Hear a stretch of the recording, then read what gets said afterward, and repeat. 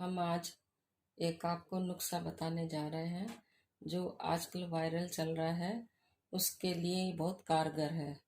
इसमें हम 4 चीज़ से ही ये नुस्खा तैयार होगा। ये नुस्खे सभी जो इसमें सामान है वो सभी के घर में किचन में ही मिल जाते हैं।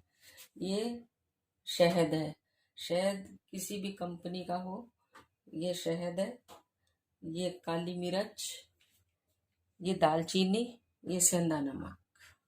आपको गैस जला लो, एक चमचा ले लो, उसे आप गरम कर लो। ये गरम होने के बाद इसमें हम गैस को कर देना है बंद। अब इसमें 1 चम्मच ये शहद लेना है, केवल 1 चम्मच।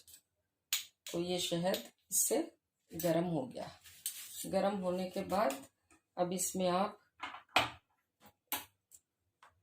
ये 1 चुटकी काली मिर्च, 1 चुटकी दालचीनी और 1 ही चुटकी ये सेंधा नमक है। इन सबको मिक्स कर लीजिए।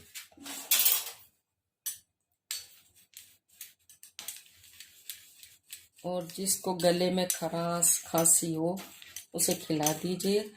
इसे 2 दिन भी ले लेंगे तो आपको इससे बहुत ज़्यादा आराम मिलेगा।